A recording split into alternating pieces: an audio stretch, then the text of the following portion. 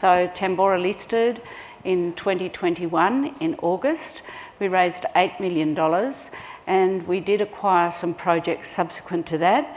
Here's the standard disclaimer for you. This is on the website, so you'll be able to read it.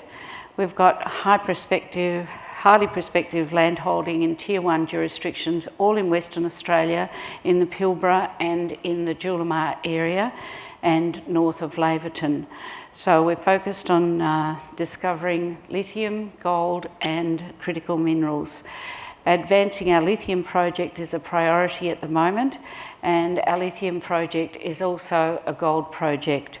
So we've got some expanded board members in order to facilitate and fast track our work and exploration, and we've got strong shareholder relationships and ESG credentials. So with the Pilbara, you can see that we have added to this area. We've got in particular at Tambourah North and at Shaw River, we purchased 6 projects in June that were lithium projects, and in particular Tambourah North has a 1 to 2% lithium from previous drill hits.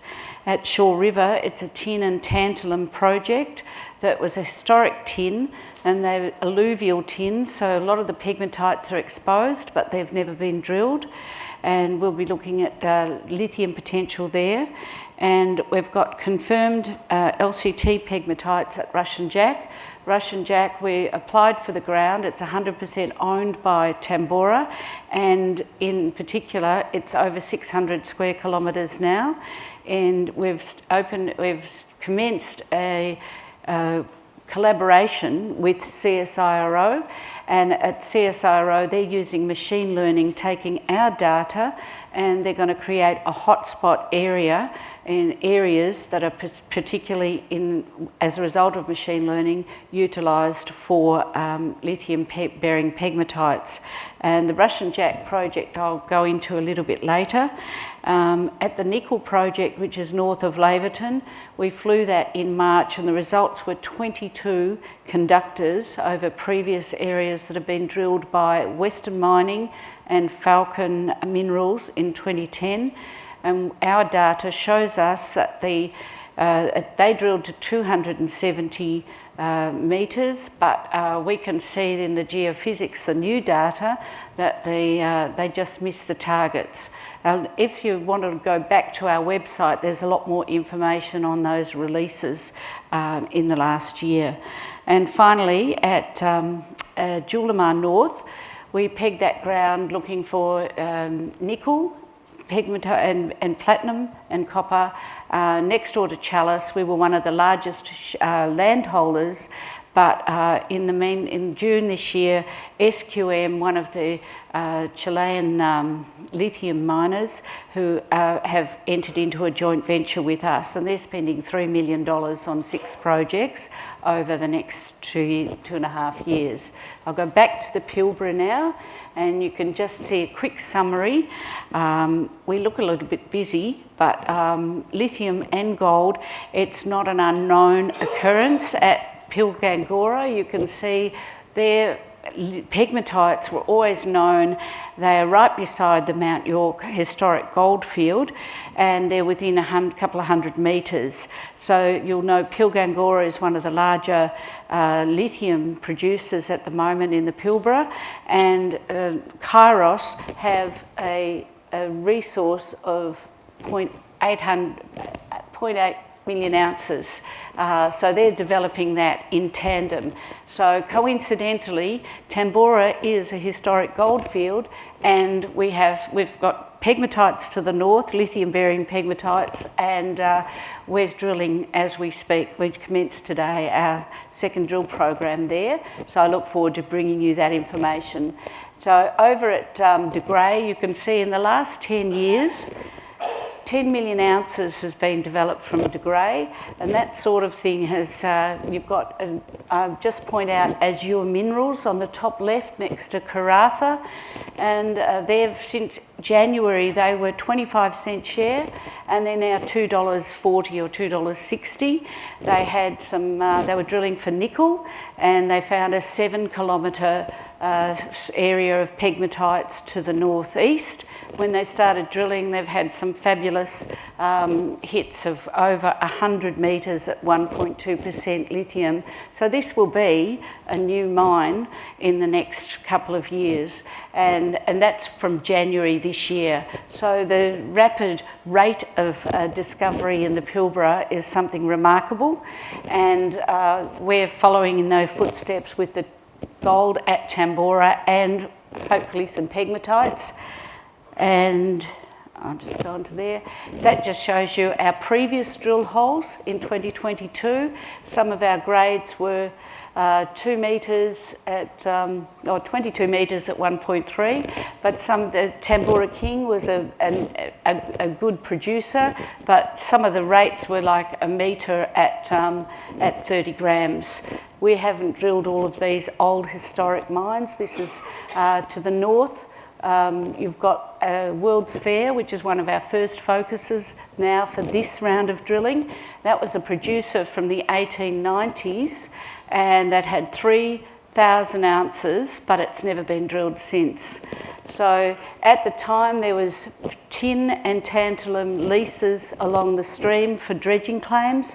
So the area does contain pegmatites, but we haven't drilled any at this point in time.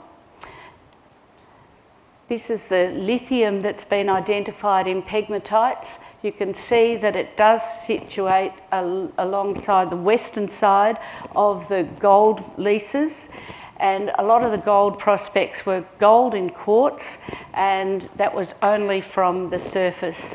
So it was a substantial gold field from the 1890s, but it was mostly deserted by 1910. When we purchased the 6 Minrex lithium tenements, you can see where that blue star is just to the north. That had a 2.5% lithium in a drill hole from Minrex. It is a small, skinny lease, but it does continue down. So you can see some of those areas, they're pegmatites, they're sampled, not a lot of lithium, but to the north, definitely 2% lithium is worth chasing up.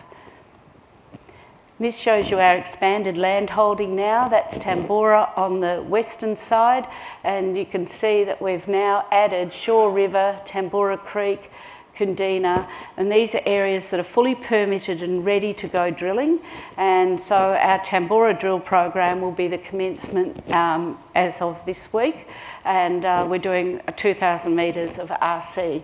At Tambourah North, there has been drill permitting there, so we're going back in the field to test that, and in particular Shaw River has outcropping pegmatites that we'll be testing.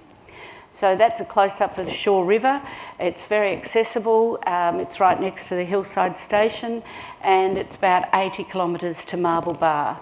So there's extensive tin mining there, and in particular when we were looking for the dumps, you can just see this next shot. The dumps are 8 metres high, they're quite extensive for kilometres, but in particular that's the type of spodumene-bearing pegmatites that are there, and we've just got those results in at the moment. So we'll be testing Greenbushes. Have actually, they were originally a tantalum mine, and they are now retreating their tailings for lithium, and Greenbushes is one of the largest lithium providers in the globe at the moment. Over to Russian Jack. This is over 600 square kilometres of ground that we applied for. We own it 100%, it's now granted. We've found 1% lithium in the top northwest corner. Those results are from September last year, and we've been back on the ground now. You can see that to the north is Nullagine, it's only 20 kilometres, and the other ground to the north is areas for prospecting leases that we applied for. The reason we applied for them because there was some tin and tungsten in the old historic data, but no one's ever looked for pegmatites in this area at all. In the southern section is where we're working with the CSIRO on this work, and you can see that's what the rock chips look like.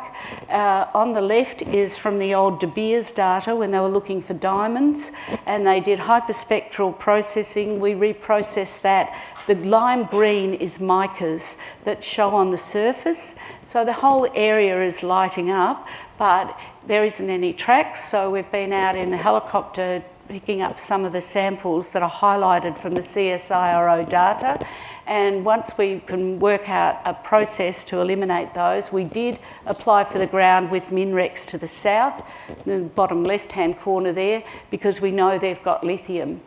So in particular, I'll just go back down to Julimar. We were one of the larger landholders after Chalice, and as a result, this ground in particular, on the western side, there's some old tantalum workings, and in that we're talking about a 1970s report, and there was some bauxite. So SQM were very interested in this area, and so they're earning 50%, and we still have Caravel on the right-hand side looking for copper. So SQM have just recently commenced. We had some planning meetings with them, and they've got a whole pathway for how they want to work in this area. This, I didn't speak much about this, but this is nickel. Nickel PGEs, we're to the north of Cannon where there is a resource, and the main thing is we've got 22 discrete conductors that go and have a look on the website. We'll be going to do EM and hopefully diamond drilling by the end of the year. And that gives you a pretty busy schedule that we're working on.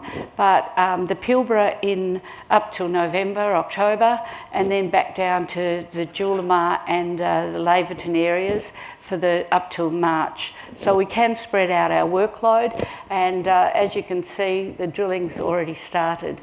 So we've got a pretty tight company register. I don't own 31%, but it is as a founder, I took shares instead of funds, and so we've just recently had a raising at 2.5, and as a result we're well funded to get on with both drilling programs. That gives you an idea of our board. We've got Ralph Krieg in particular was an exploration manager at Leotam, Bald Hill, an operating lithium mine, and as a result he's brought that expertise into our programming and planning.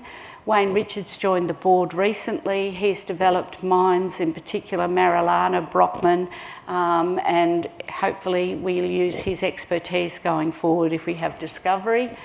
We're strong on ESG fundamentals. We have good staff and training within we've got students, master's student who's working with us on the ground, and our critical minerals projects have been expanded, but not at the expense of our gold. Thank you very much, and please join the newsletter for further information.